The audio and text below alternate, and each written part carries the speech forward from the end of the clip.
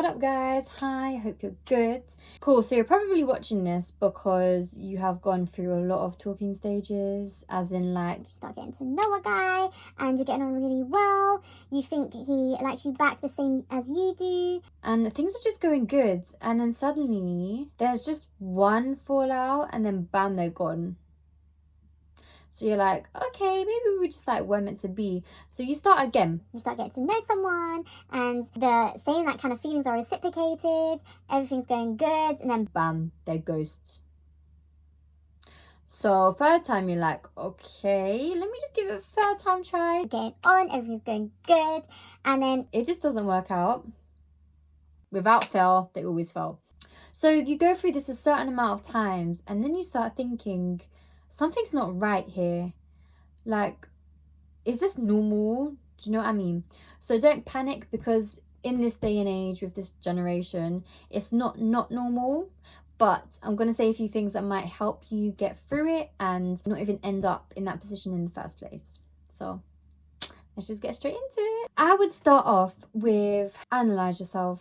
When you speak to them, are you boring? Are you moving too fast? Are you pulling away from them when you feel like you're getting close? And then once you've analysed these behaviours from you that you think could be a potential cause, backtrack them. So just try and figure out where you think this came from and why that's happening. So if you're moving too fast, ask yourself, do you really like them? Or do you like the idea of a relationship? Do you like them or do you like the attention from them? Because there's a massive difference. You feel like you pull away from them when you feel like you're getting close. Is it because you've been hurt before? Are you scared to fall again? Backtrack it based on your past experiences. Cool. When you're backtracking these behaviors, don't sabotage yourself. These are not weaknesses. In fact, if you identify these things that you notice about yourself, they're strengths. So I'm gonna give you an example from my own experience. One thing I notice is that when I start speaking to someone, I end up falling for them very quickly. So I move fast myself because I'm like, there's no time to waste. Like, I just want to get to know them straight away. I know what I want, so I just go for it. Now, one thing to help with that is I learnt patience, and I learnt that these things take time.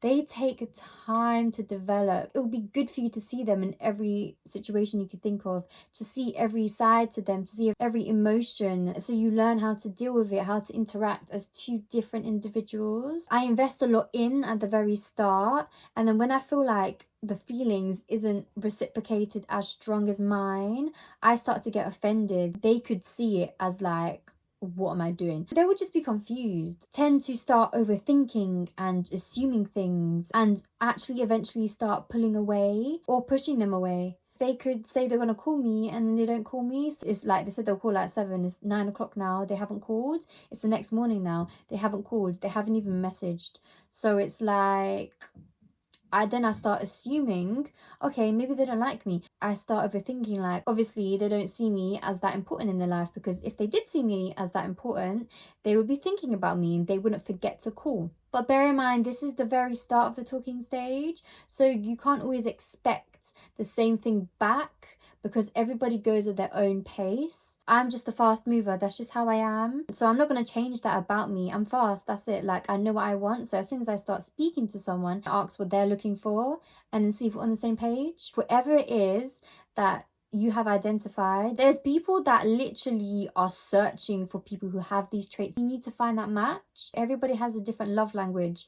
I took a test, maybe I'll put it in the description box below, the link that I used, but it said, and it's actually accurate, it said that mine is physical touch, which is the first. So if I'm with a guy, I'm gonna be like, I would just be like, always touching him basically. The bed could be this big and then he's here, I will climb to there to sleep next to him. And then the second one is quality time. When I'm talking to someone, I expect them to put time into me. If they don't give me the time, then I feel like they're not liking me back.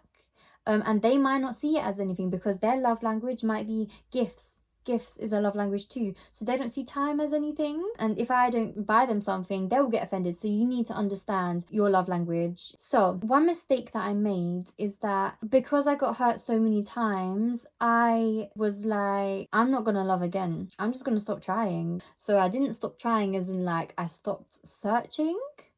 I stopped trying in the sense that, like, if a guy tried to speak to me, I was genuinely rude. Instead of just being like, I'm going through something, now's not the right time to talk to me, I would still continue the conversation, but just be rude. I feel like I took out that anger onto these people, and bless their soul, I associated the hurt with the love. And you cannot do that. They're two completely different things. So hard to do.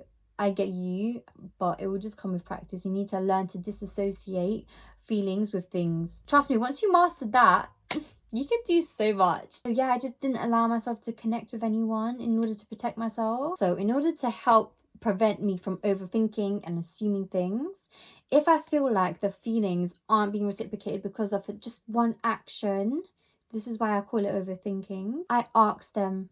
I literally just be like, hi, this made me feel like this.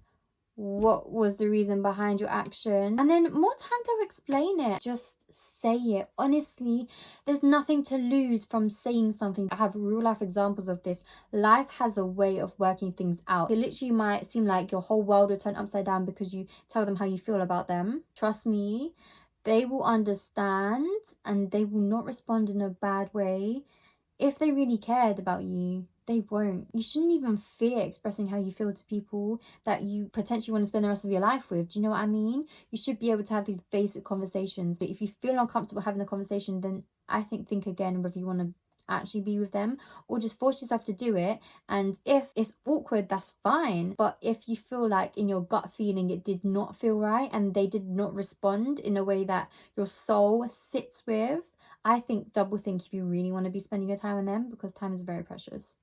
Also, if I feel like I'm about to push them away, I triple think my actions. Do not let emotions run your actions. So if I am about to speak from my emotions, I write it on a notes page. I read it, I sleep on it. Things shouldn't really be done through text. It should be face to face, obviously now through FaceTime or a phone call. There's so many actions I've done without even thinking twice, never mind triple, and I regret so much. Especially as girls, like emotions tend to drive us quite a lot and it's hard to control. It really is. Having a control of your emotions is a power. It's so powerful, trust me. Oh, if only I could just sprinkle in. For example, I'm thinking to block him because he didn't call back. I'm going to sleep on it. Wake up the next morning, see how I feel. If you really feel strongly about it, the first time he didn't call back, this is just an example by the way, then express your emotions, but don't speak from emotions, if that makes sense. So you say how you felt, but you don't go in with anger. Say it calmly and you maturely explain, this is why I feel like it. So if you've done the first few steps and like identified your behaviors, blah, blah, blah, and you now understand it, you can explain it. So I would be like, I've been really messed about in the past. I don't necessarily have baggage, but one of the first signs back then is he stopped calling and it led to this and this and this, and that's why we broke up. So if I see that sign again, I'm going to flag it as a red flag. So please just like only say you're going to call if you are going to call, and if you don't call, just know that I feel upset by it because it makes me think and feel like you're not thinking about me as much as I'm thinking about you, which is fine because this is early stages, but clearly I think I'm catching feelings. Like, you've just got to be so transparent. And then, like, all they can say back to that is, sorry, I don't feel the same way. And that's fine. Like, keep it stepping. Oh, my God. That was a blessing in disguise. Trust me. There's so many blessings that you have no idea about. There's probably traits about them that you didn't even want to experience, never mind know. Also, this is where it gets deep. Ask yourself, are you out there looking for love, or are you allowing it to just happen naturally and allowing love to find you? Like, I understand it's hard to be lonely. It doesn't happen like that. You can't just find someone and then love them and then expect them to just love you back. And love isn't just about like having someone to fill in your gaps. I don't believe in this thing where you become one. I think you're just sharing your lives. You're still different people. So it doesn't work to just come along and then find you like, oh, okay, let me love you. And then he's just like, whoa, what is this? And you're like, no, let me love you. And then it just fails. No, it works when you're both like, you know, when you see cats and dogs meet each other, they sniff around first and then analysing each other. And then one of them goes and then the other one pulls back and then that one pulls back and he's like, okay, let me come back again. And then he's like, oh, let me come back again. And then, you know, they get to do into their thing. That's how you need to picture it. If you're just always going and then you feel them pulling away, stop doing that. You need to put in, and then if they pull away, okay, bye.